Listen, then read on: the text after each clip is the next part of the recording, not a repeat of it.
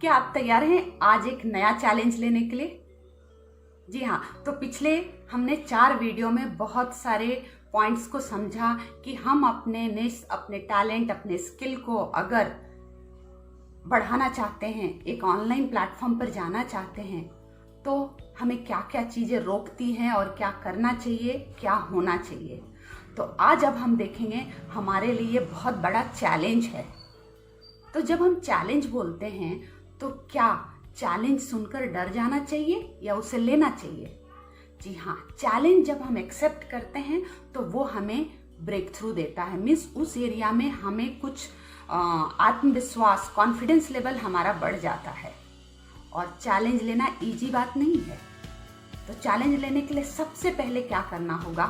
जो भी चैलेंज लिया है उसको आप एक छोटे स्टेप को पहले एक्शन में ले लो, एक्शन प्लान बना लो। फिर अपने ऊपर आप बिलीव करो कि आप ये कर सकते हैं। फिर थर्ड है कि आप उस एरिया में आपको लगता है कि कुछ प्रॉब्लम्स आ रहे हैं, ये आपको कुछ समझ में नहीं आ रहा है, तो आप शेयर करो किसी फ्रेंड के साथ जिसने इस तरीके के कोई बड़े चैलेंजेस को अचीव किया हो, उनका हेल्प लो। और अपने लक्ष्य को पाने के लिए अपना जो उसके लिए एक विजन है, वो विजन तैयार करें। बहुत बार आपको डिसएम्पावर होगा कि ये नहीं हो सकता है, तो आप अपने विजन पे फिक्स रहें, आपको क्या पाना है। कभी कभी ऐसा होगा कि आप किसी समय ऐसा फील होगा, नहीं अब मुझे गिव अप कर देना चाहिए, मेरे बस की बात नहीं है। और वही वो मोमेंट होता है जब आप पूरी ताकत के साथ खड़े होकर उस अपने चैलेंजेस को जोर शोर के साथ फिर से एक्शन लोगे। और सबसे बड़ी बात है, अगर हम अपने एक्शंस में गलतियां नहीं करें तो क्या सीखेंगे? हमेशा सारे एक्शंस या जो भी हम काम कर रहे हैं अपने उस लक्ष्य को पाने में हमेशा सही नहीं होगा। बहुत बार हम गलतियां करेंगे और यहीं पर है, जब हम गलतियां करते हैं तो हम अपने गलतियों से सीखते हैं। ये हमारे लिए अपॉर्चुनिटी है। तो डरना नहीं है, अरे मेरे से गलती हो गया, नहीं। आप वहाँ पे यही सोचना है कि ये मेरे लिए अपॉर्चुनिटी है कि अगली बार मैं इसको रिपीट ना करूं और इस काम में ध्यान रखूं। एंड आपको फ्लेक्सिबल बनना पड़ेगा। जब जैसी परिस्थिति आती है उसके हिसाब से अपने आप को ढालना पड़ेगा। ऐसा नहीं कि मैं इतनी कठिनाइयों को झेल नहीं सकते हैं, तो मीन्स वहाँ पे हम अगर फ्लेक्सिबल नहीं होंगे तो आगे नहीं बढ़ पाएंगे।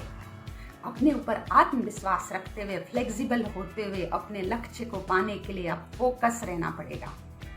और कोई भी बाधाएं आती हैं तो उससे डर के भाग नहीं जाना है, डट के खड़े रहना है, डरना नहीं है।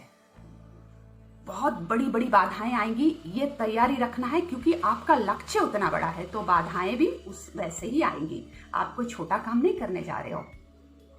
तो चलिए, मैं Kavita Thakur, innovative strategy expert and creativity abundance coach, हमेशा एक नए चैलेंजेस को लेने के लिए तैयार रहती हूँ और आप लोगों के साथ अपना एक्सपीरियंस शेयर करती हूँ।